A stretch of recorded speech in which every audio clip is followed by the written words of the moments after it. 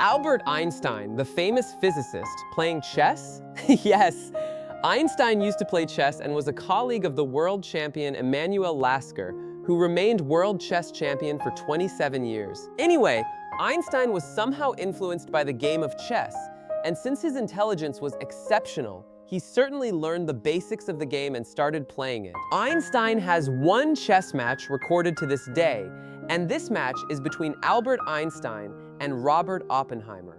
Robert Oppenheimer? Who are you, Mr. Oppenheimer? I am a physicist like you. A physicist like me? Okay, all respect to you, but I'm not just any physicist. I have many inventions and theories, including the theory of relativity, and I am the inventor of the atomic bomb.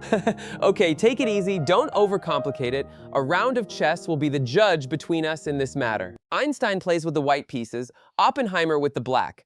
Einstein starts the match with e4, Oppenheimer responds with e5. Knight to f3, developing the knight with a tempo attacking the pawn. Knight to c6, defending the pawn. Bishop to b5, welcome to the Rue Lopez. I developed the bishop and I'm putting pressure on the knight that supports the e5 pawn. Oppenheimer continues with a6. This is called the Morphy defense. Can you decide the fate of this bishop, Einstein? He retreats the bishop to a4, still maintaining pressure on this knight. b5. Please move this bishop from here. He retreats the bishop to b3 and starts putting new pressure on the f7 pawn. The game continues with knight to f6.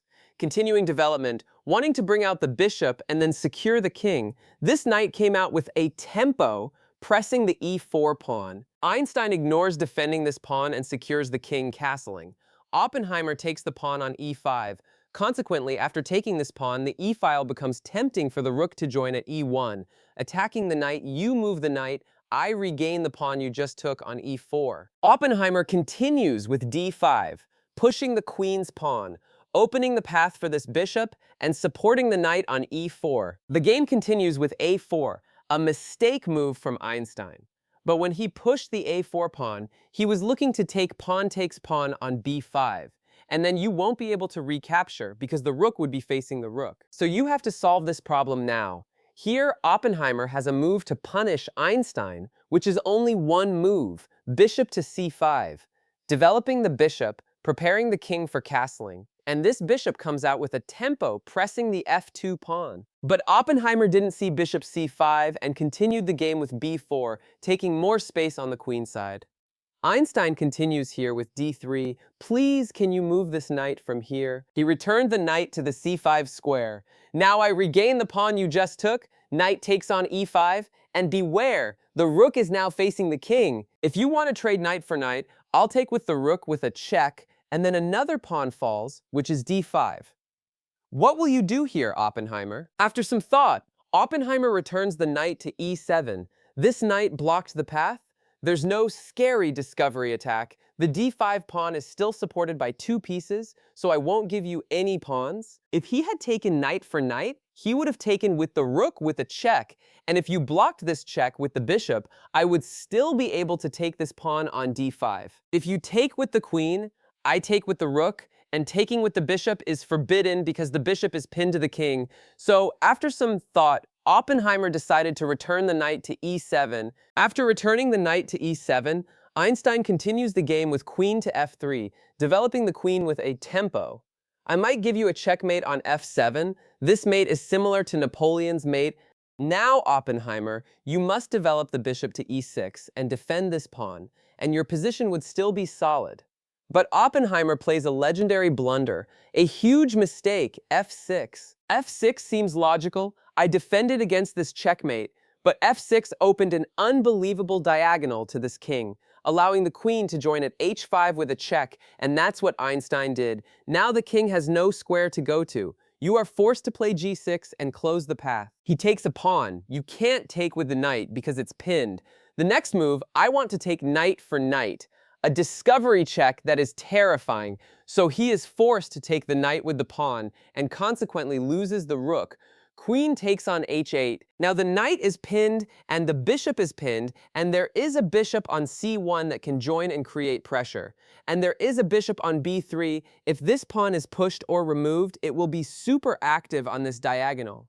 Einstein is winning so far, but Oppenheimer continues the game with knight takes on b3, getting rid of one of the pieces that could be effective in the future. He took with the c-pawn and then queen to d6, developing the queen a bit, but he didn't notice that the bishop could join this square.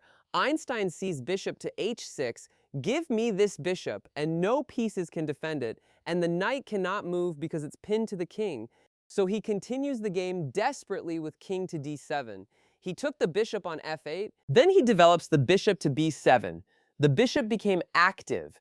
The rook pinned the bishop to the queen. The game continues from Einstein with queen to g7, unpinning this bishop, creating triple pressure on the knight on e7, and this knight is pinned again to the king.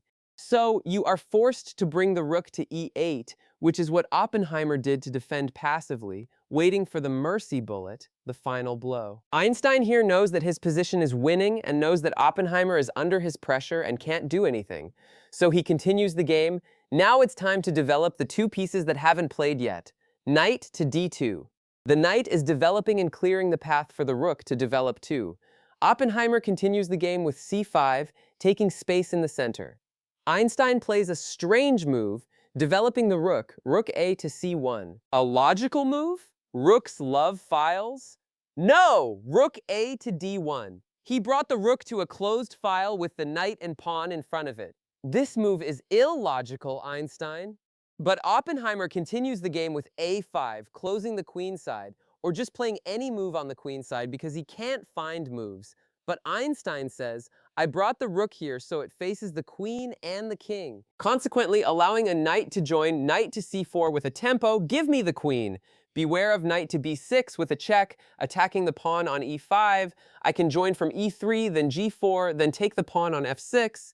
After knight c4, Oppenheimer took the knight. Einstein took with the d-pawn, opening the path for the rook. Give me the queen, and behind it, the king. Oppenheimer continues desperately and takes the rook.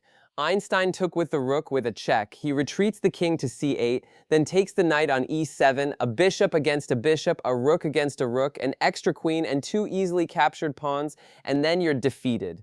Oppenheimer surrenders, and Einstein wins the only recorded chess match in history. That's it, my friend. I hope you enjoyed this video, and I'll see you in the next episodes. Goodbye.